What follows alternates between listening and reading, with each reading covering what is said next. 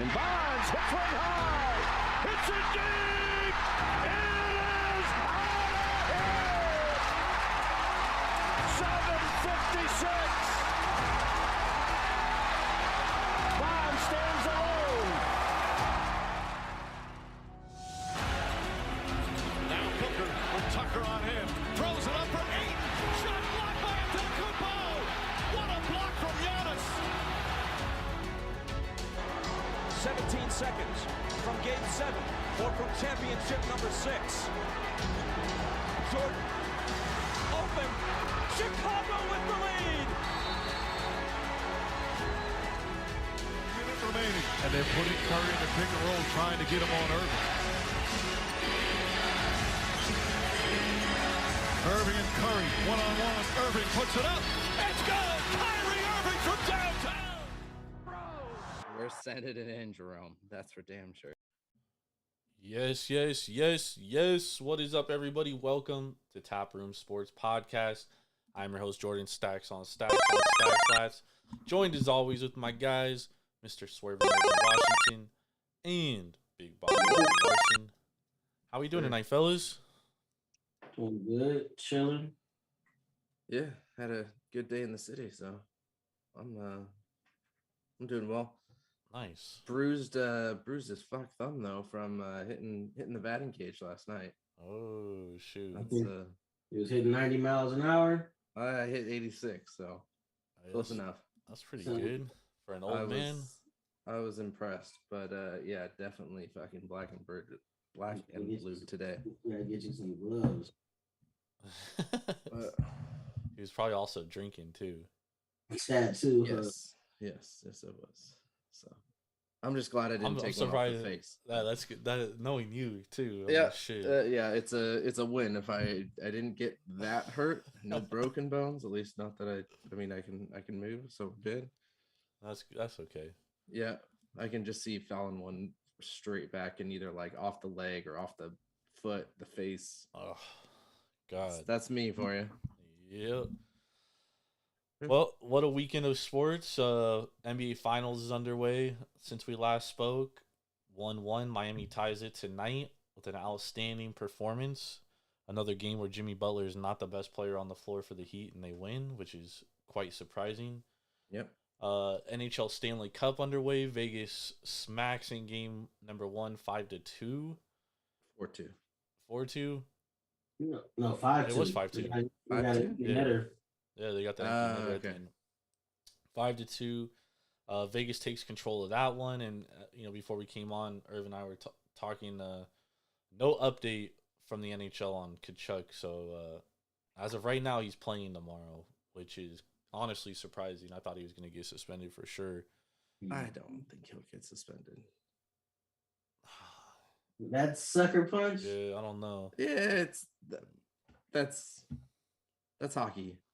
There's a lot of sucker punches. That's not hockey when your teammates hold the dude by the neck and you walk up and sock him in the face. Yeah, I don't know. I don't know. I could see I don't think that's suspended. I mean, it is suspendable, but I don't think he's going to get suspended.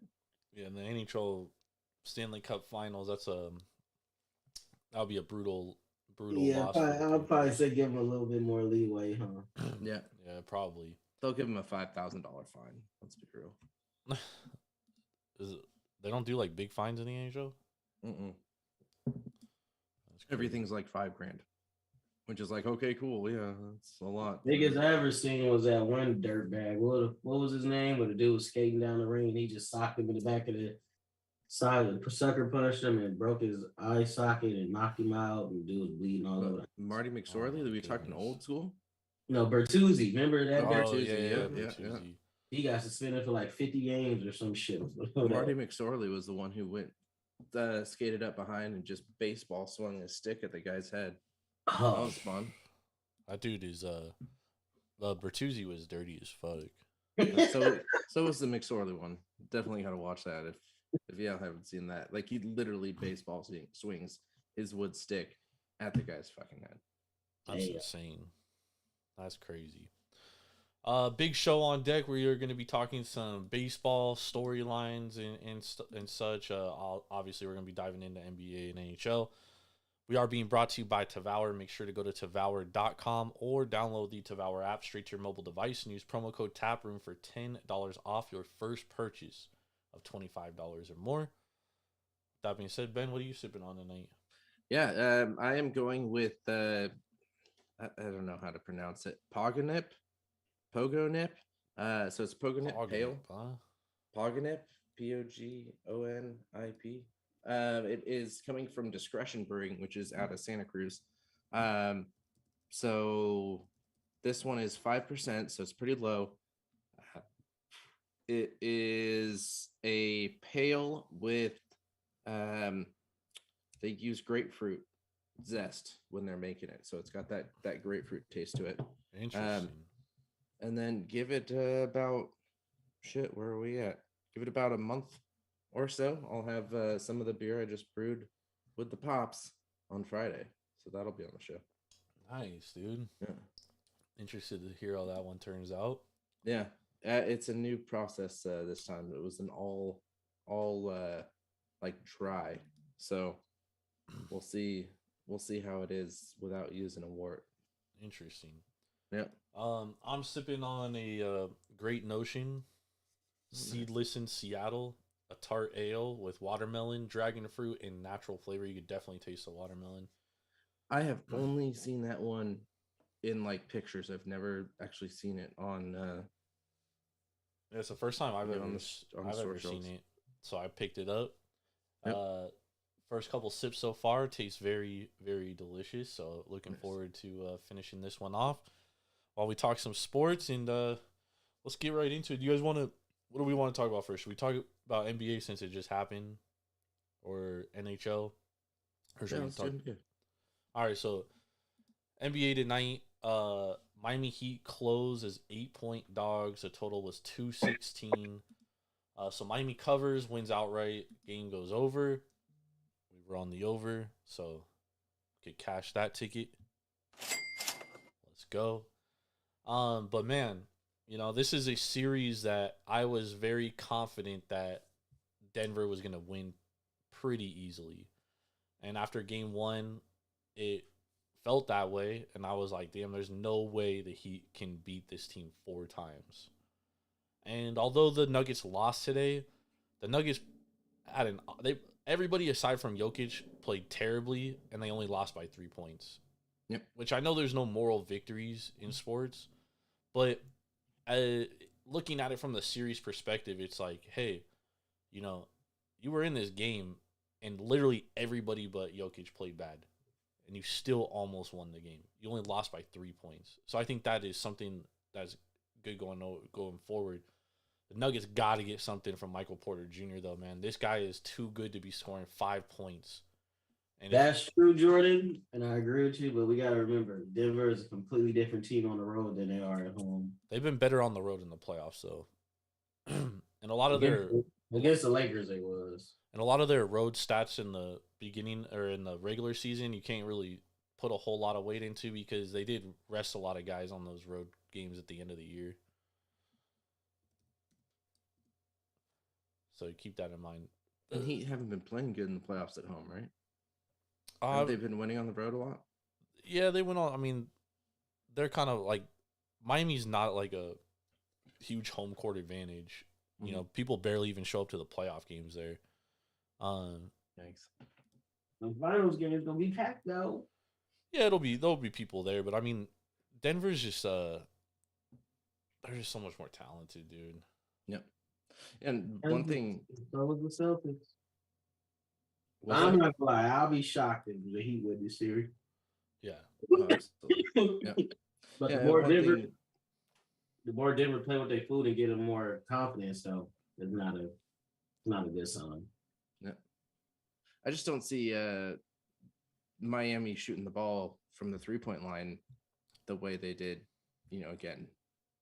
shooting almost 50% from 3.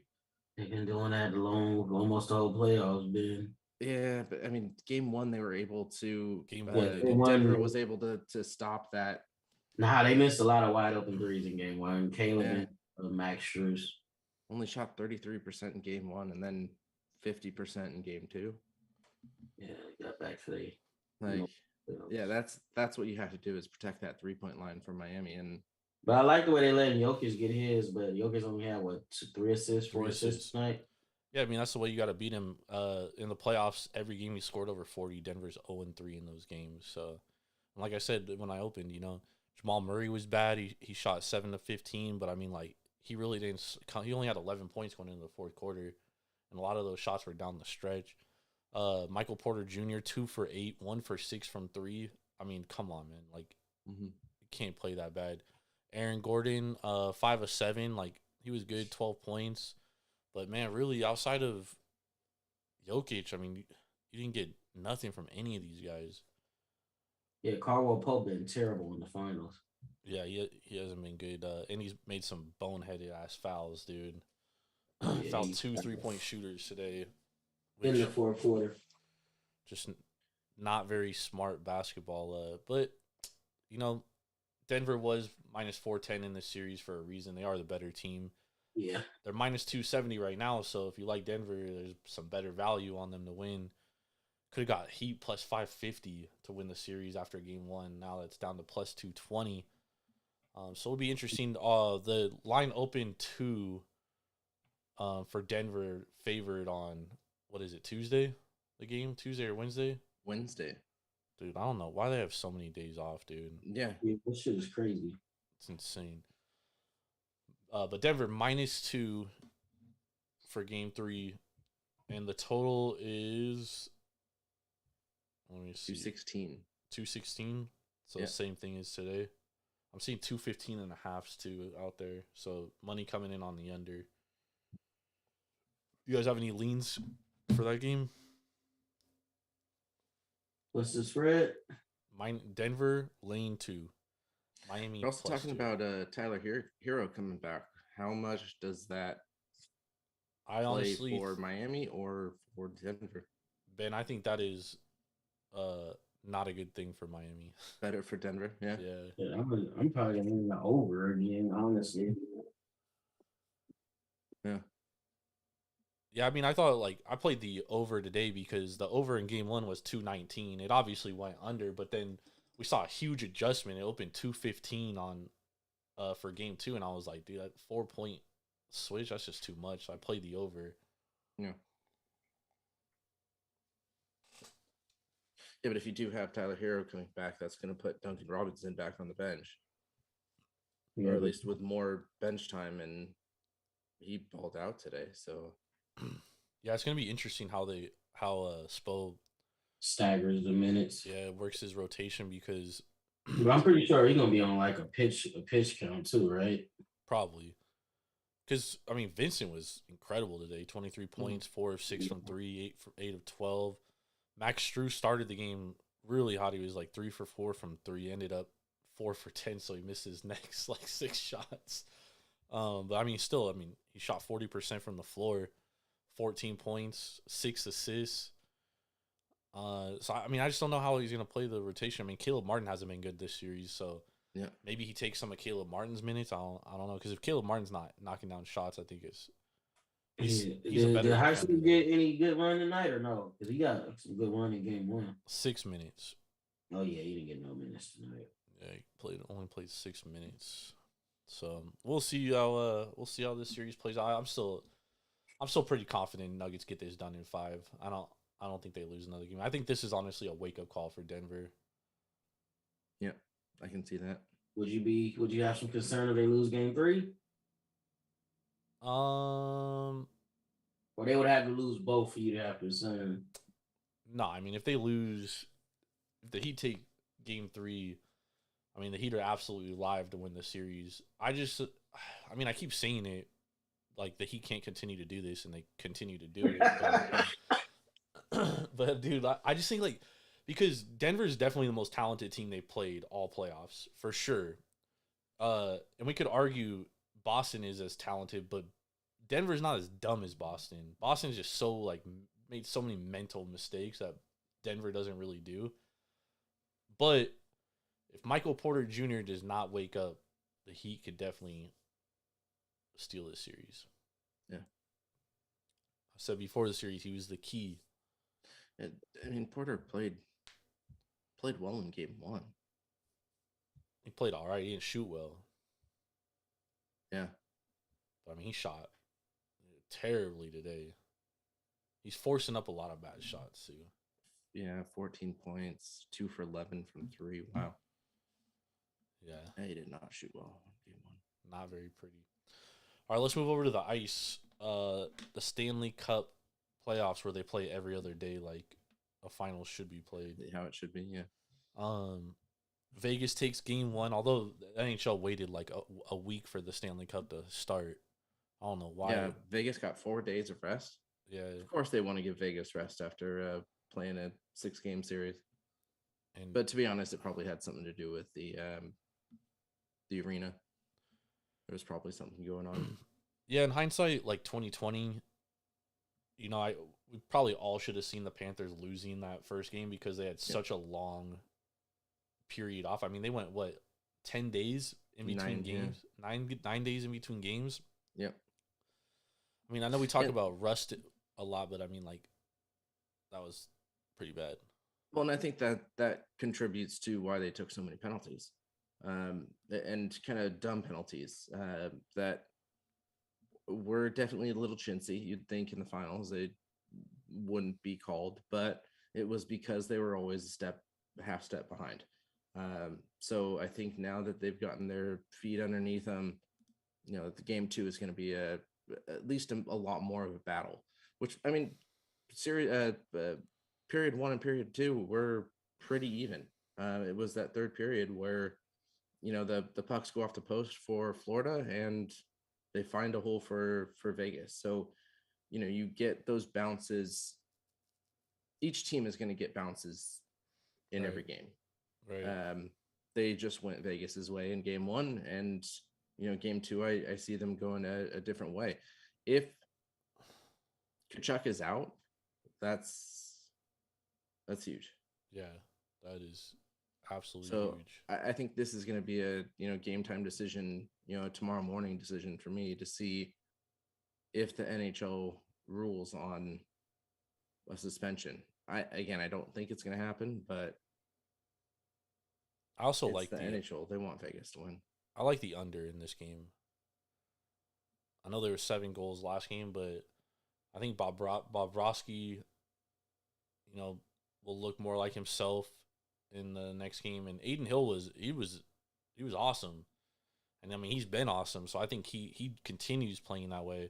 I don't think, and especially if Kachuk doesn't play, then I absolutely love the under. Yeah, but I mean, didn't they have, what was it, like 2 or 3 posts? Yeah, and they also had an empty netter basically that Aiden Hill like jumped and saved it with his stick. Yeah. So again, those bounces are going away, and the ones that hit the posts, like he missed those, and just got lucky that they hit iron instead of hitting the back of the net. So yeah, that one slap shot from old boy, I don't know how that shit didn't go in. That shit laser. That shit was. I was like, damn.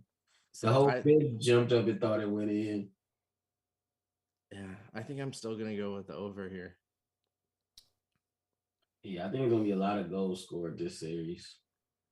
Man, but the Panthers have only given up more than 2 goals in like 3 games all playoffs. Yeah, but the way Vegas was staggering and getting those whole shots when he played, because he saw him, but he saw him like a half second too late. I think they're gonna stick with that game plan. Crowded him in front of the net because clearly they had like 3 breakaways, and every time they went glove side, they can't beat Borowski glove side, so they gotta go stick side. Yeah. And the Maple Leafs didn't score a lot on them. The Hurricanes, I mean, the Hurricanes just don't score a lot in general. Yeah. Bruins, those games were pretty much all over. So except for what? Yeah, but Bobrovsky didn't play until like game 4. Yeah. But even then, okay, so game 4, then you're looking at 6-2, 4-3, 7-5, and 4-3.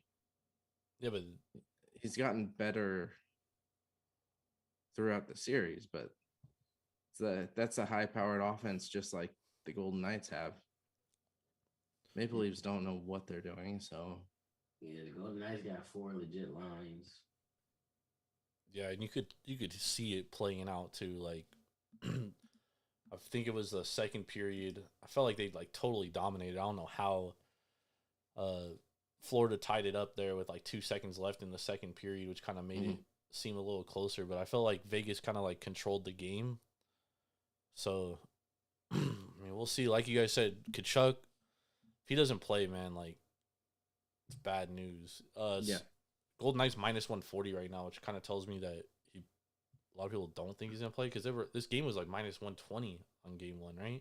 Pretty much a pick 'em for game 1. Well, yeah, but then once Vegas won game 1, it swayed them. Yeah, swayed them a lot further, because you got to think they're trying to get that average better to, push for a loss, and showing that minus still win the 140. series, y'all can thank Vegas fans and people in Vegas can thank that strip club that told them they're gonna get free entry, free lap dances, Yep. free food for the rest of their lives. it was the Hustler Club, right? Yeah, I think it was a Hustler Spinner Rhino, one of them. It's hilarious. Damn, That's all the motivation they needed. Jordan pulling the Irv tonight and yawning. I know, minutes dude. in. What am I doing? What am I doing here? All right, You let's. mentioned yawning. Now that you mentioned yawning, I'm going yawn. All right, let's move over to some baseball. Pretty good week of baseball for myself betting. So I pat myself on the back, which means I'll probably do bad this week, but fingers crossed we don't. But a lot of things that I'm starting to notice playing out. We usually talk about like this time of year is kind of where we see the pretenders from the content. We sort them out. And I want to focus on the AL West mainly because the Rangers, I mean, they're legit. They are better than I definitely predicted in the preseason. And DeGrom's not even pitching. You know what I mean? Like their pitching's good. They're top 5 in WAR.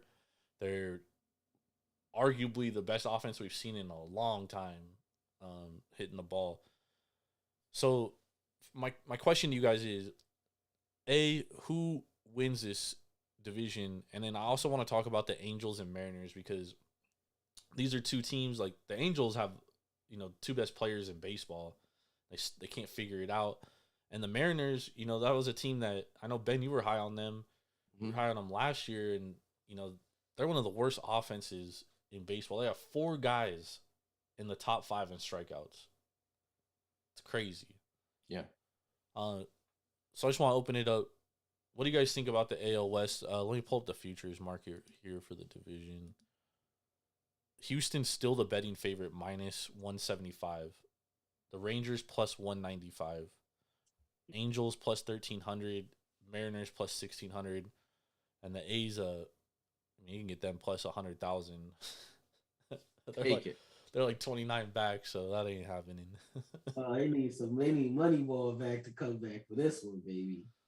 But what do you guys think about this? Because like I looked at the futures market and I was like, man, like Texas to me looks like the best team in that division, and they're still only $1.95. Disrespectful, man. You can get them $2 some books. But Texas is like the thing that I see with Texas is that question mark of, these are really young guys. Are they going to be able to keep going for the whole season? The really only young guy is Josh Young. If you think about it, Semion's he's established. Corey Seager's established. Nathaniel Lowe's established. Isn't their pitching staff young? Pitching staff? No, not really. Eovaldi. They got Andrew Heaney, Martin Perez.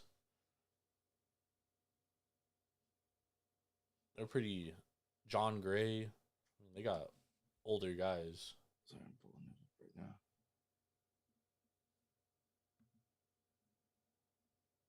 John Gray to me, that's like the guy that Isn't it's like isn't Brock Burke young? Isn't Jonah Heim young? Jonah Heim's been in the bigs for like 4 years. Okay. Adolis Garcia's been in the big leagues a while. Yeah. Leody Tavares is young. Tavares, and Duran. I mean, I wouldn't put them as an old experienced team though. And that's what I'm worried about. Is just, are they hot right now and going to fizzle? And that's a huge question mark for me. I mean, I don't know if their offense is sustainable. I mean, they're batting 276, 799 OPS, 121 WRC plus, 346 WOBA. I mean, that'll probably regress a little bit, but yeah, it's still been incredible. It definitely has. And, I think the only other team in this division that you can, at this point you can put money on is going to be the Houston Astros. And they really dug themselves out of a hole at the beginning of the season because their start was rough and against teams that they should have been beating. So, that's where I'm kind of at. Houston's got the easiest strength of schedule at 0.495 compared to Texas at 0.502. Houston's got 3 against the Rays, while Texas has 6. They have 10 against each other. Texas has 3 against the Yankees, 3 against the Dodgers, 2 against the Diamondbacks, and 7 against the Blue Jays. Where Houston has 6 against the Orioles, 7 against the Yankees, 3 Dodgers, 3 Diamondbacks. Those are their toughest opponents. Yeah. Houston definitely the first month of the season, I mean, they were not hitting the ball well at all. And the last 30 days, they are, what are they? They're 8th in WRC plus the last 30 days. So their offense is started to pick up as they got healthy too. Remember, they didn't have Altuve to start the year. Mm-hmm. He's a big part of their offense, and they're coming off a series win against the Angels. Before that, they lost the series to the Twins.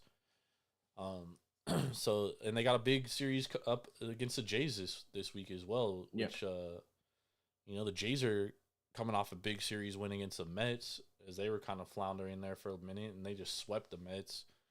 We'll save the Mets for a different day because that team sucks. Yeah. But Irv, what do you think about the AL West and what's going on out here? Well, you called it before the season that the Mariners wasn't ready to be in the limelight, and it's come to fruition. I don't know if their schedule gets any easier or harder, but that lineup is complete dog shit, man. It's like remember when, I don't know if y'all played T-ball when y'all was little or baseball when y'all was kids, but every pitch is a good pitch to that lineup, man, because they go up there just hacking, dude. Away. Yep. They swinging fucking garden hoses trying to hit the damn ball, man. And the Angels, like you said, 2 best players in the world, man, they just can't figure out because it's either some days they can't hit and some days the pitching is just terrible. When the pitching is good, they can't score runs to save their lives. So if they were smart, which I know they aren't because their owner is pretty damn dumb, I would trade Mike Trout and Shohei before All-Star break and go into a full rebuild because that's what they need to do. You got the 2 best players on the planet and you cannot compete no matter what you do. Yeah, you've been trying to do this for the last, 3-4 years, and you still can't get it right. It's not like they're not spending money in free agency. We know their farm system isn't great because they don't call guys up that much. So I think they just need to speed up their rebuilding process because if they don't trade Shohei, he's leaving. You're going to get nothing for probably the greatest player we've seen in a generation. Yeah. So that we know about because none of us was able to see Babe Ruth pitch, hit, whatever. Yeah. So the Angels just need to trade both of them, but they won't because their owner is just a sack of shit. Oakland Athletics, they got a lot of talent, but you can see that they're a couple years away from actually competing. But shout out to them, they did beat the Braves 2 out of 3. But this series, this division is going to come down to the Rangers and the Houston Astros, and the Astros do have a more proven track record. They do have Jordan. They got Altuve back healthy, and he's made a big difference since he came back. But honestly, man, I just like what the Rangers are doing. They go up to Seattle and beat them the way they beat them the last 3 games. Yeah, I'm gonna ride this Rangers train to the end. That was in Texas, so. Oh, it was in Texas. Oh, I thought they was in Seattle. My bad, but you're right. But you can pack Seattle asses up. Yeah. Shout out to Riley. Shout out to the Pacific Northwest. Y'all gonna be fishing a lot earlier than y'all thought on the icy banks of Seattle this winter because y'all ain't making the postseason. I'm sorry. Bro, they were like all hyped on Teoscar Hernandez too, and I was like, bro, Yeah, that was bro got traded for a relief pitcher. You know, when the person gets traded and the fan base celebrates, you should know that you automatically lost that trade. Yep. Mm-hmm. Man, it's definitely some tough sledding for the Mariners because you know they do have like one of the best pitching staffs in the league. They just literally cannot hit, dude. Yeah, they can't score. Yep. They're up there. I want to go back to something that Herb was saying about the Angels because if you take out, I mean, even one of those two, whether it is Trout, whether it is Ohtani, I mean, Ohtani definitely hurts more than Trout does, but that team, especially if you take Ohtani out, like that team is just bad, and that team is even though they have. I mean, I don't even know. Could you put Trout as a better hitter than Ohtani at this point? Not this year. You can. No, not Yeah. this year. But you can't hit right-handed pitching this year. Yeah.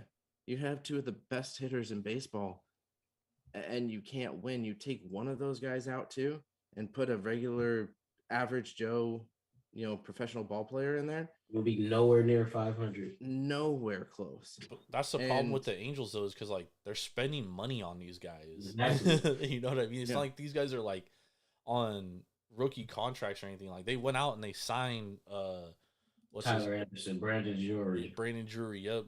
Anthony Rendon, dude. They gave Rendon a fucking bag, dude. Yep. $258 million. He can't even stay healthy. I mean, this team is just like they go and trade for Hunter Renfroe, and I mean he hasn't been bad at 105 WRC plus. Yeah. Losing Logan O'Hoppe was huge because he looked like he was gonna be good in AL Rookie of the Year candidate. Yeah, that was a big loss. But pitching is still like their biggest weakness for sure. I mean, they're 19th in ERA. They have a 4.43 xFIP, 5.7 WAR.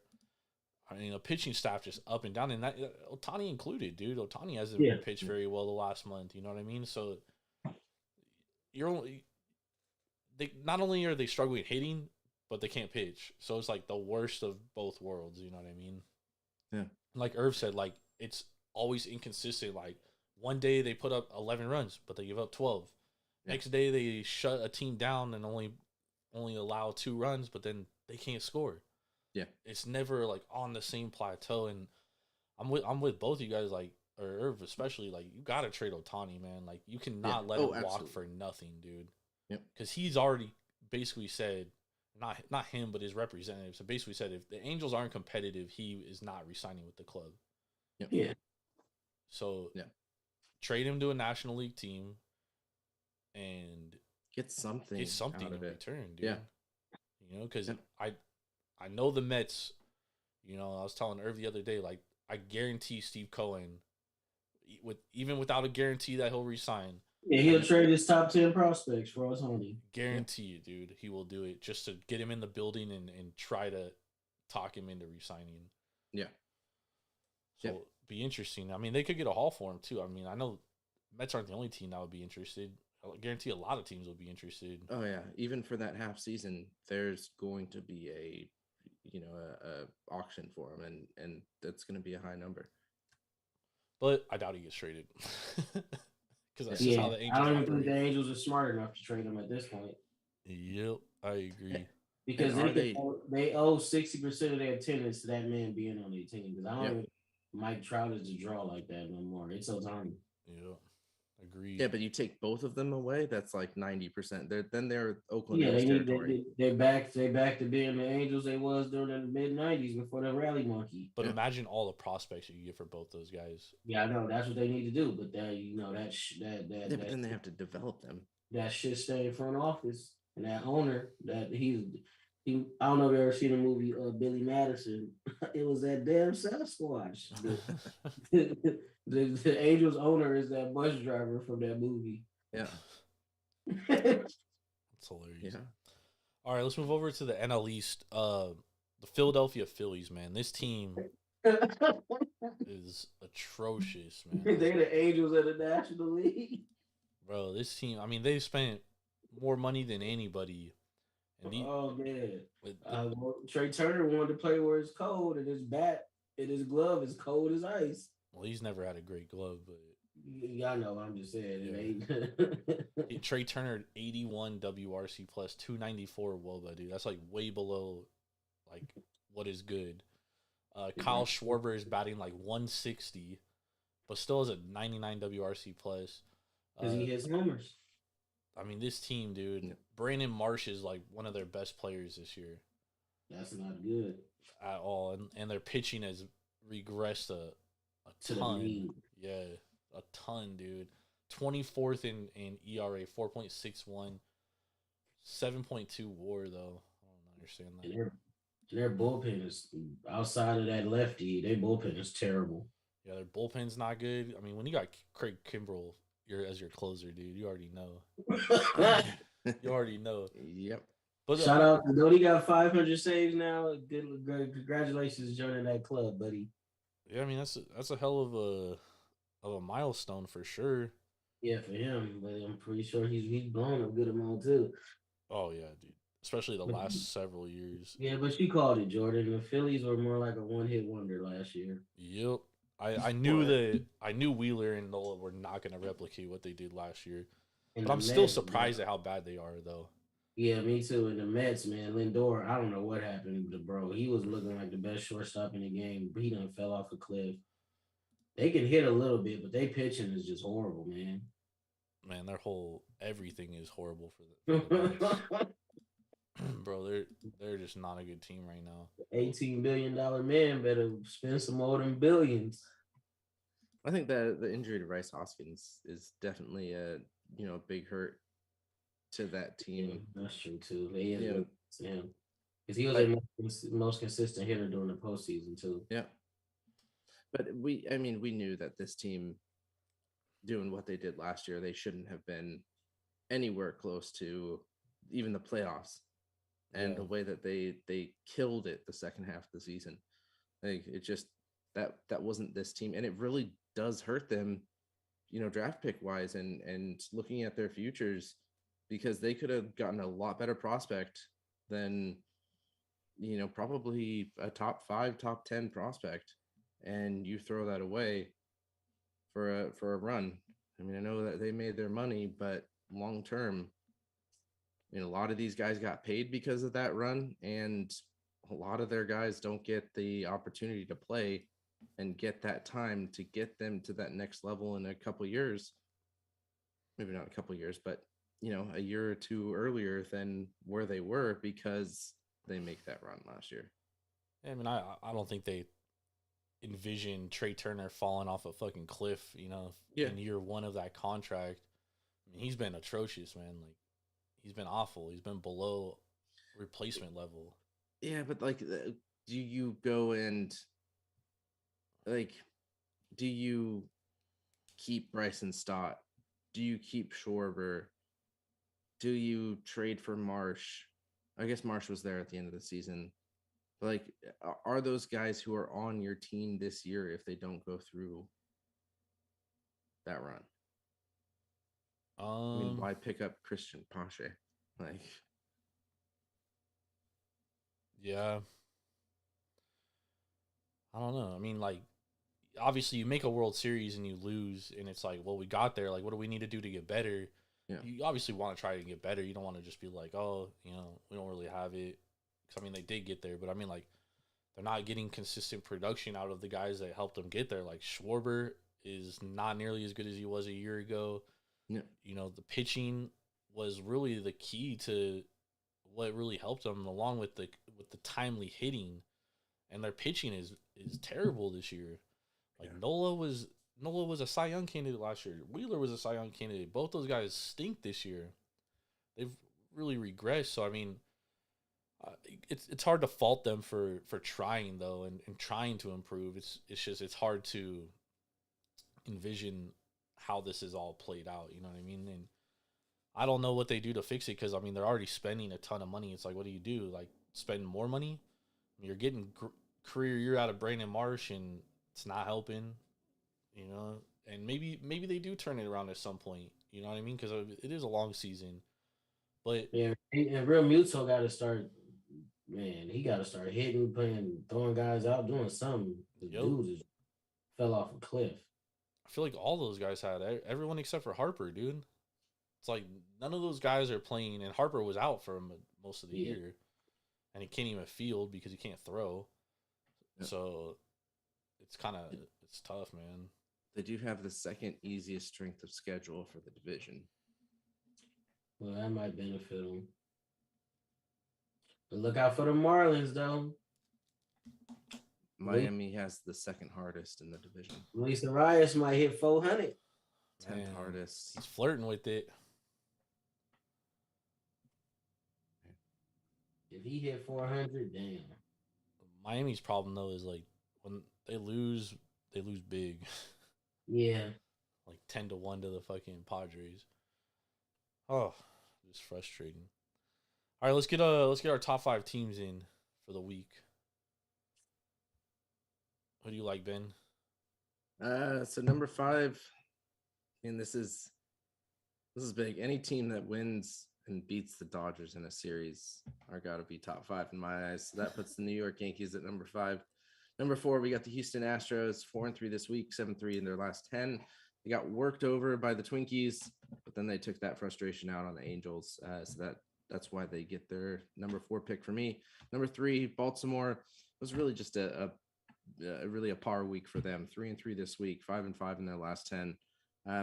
They got to take the wins over the struggling teams. So I really did want to see them win that Cleveland series, but to take 2 out of 3 against San Francisco with a huge decisive win in that third game really kind of takes them out of the doghouse for me. Number 2, I think this is tough. Texas Rangers are going to go number 2, and Texas and Tampa Bay play each other this week, so that's going to be my number 1 next week. Is the winner of that series. But Texas 8-2 in their last 10, 5-1 this week. Great week with a pretty easy series against Detroit, and then a sweep in Seattle. So definitely a good week for them. And then number 1, Tampa Bay, 26-6 at home when they dominate, and all of their games were away this week. So that does kind of show why they were 3-3. Number 2 in almost every batting category, top 5 in every pitching category.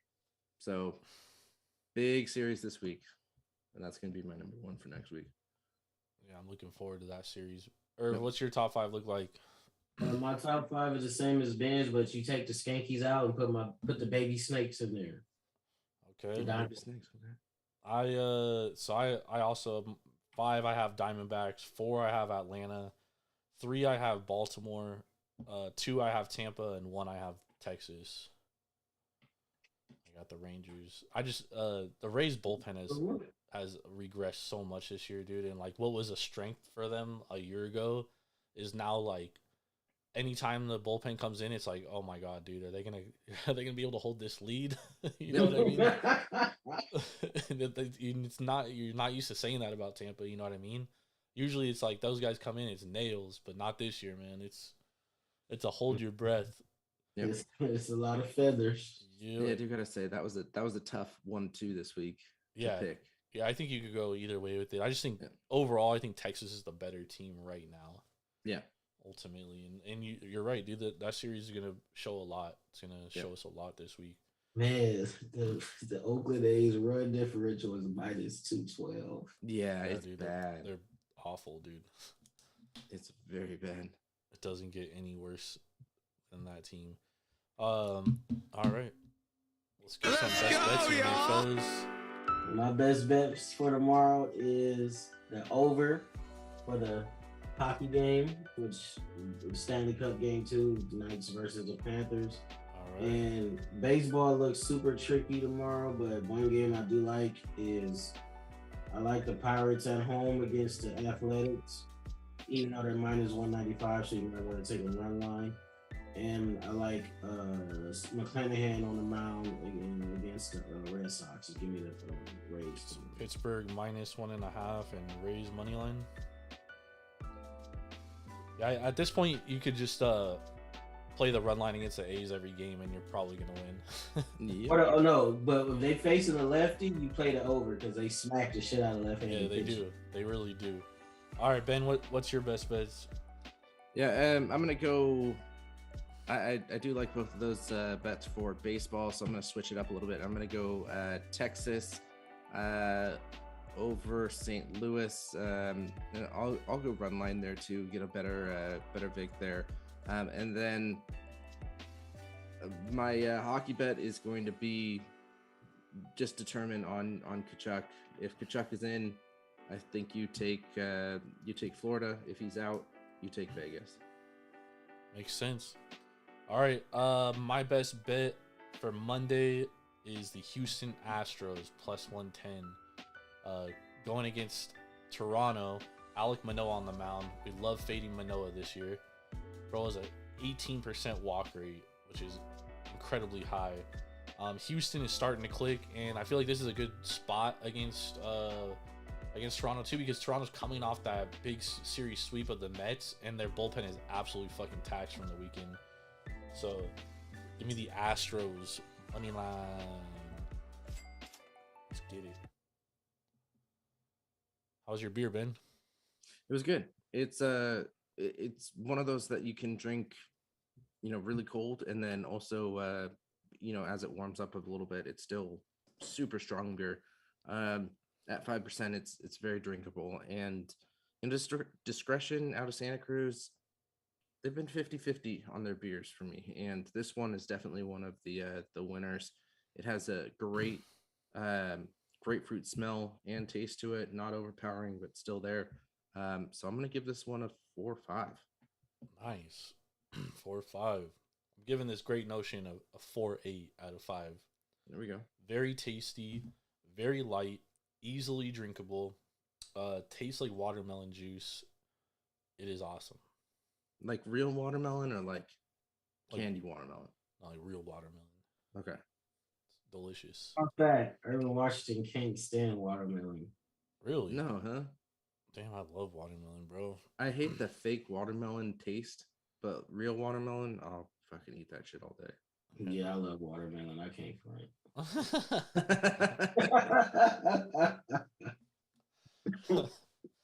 Oh, this motherfucker.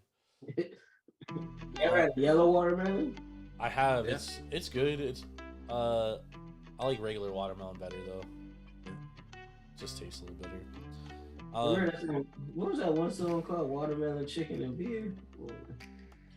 Yeah, water. That was from Nappy Roots, right? Nappy Roots, yeah. Good stuff. All right, man. Thank you everybody for joining us.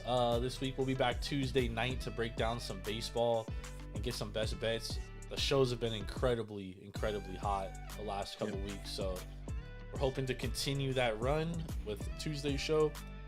We got some best bets for tomorrow. Let's get those home and cash them. Yeah. Thank you everybody for joining us. Make sure to tell a friend. Taproom Sports, twitch.tv/Taproom Sports. Come hang out with us Tuesday night. We'll be breaking down games. I'd love to get more people in the chat so we can get some interaction going.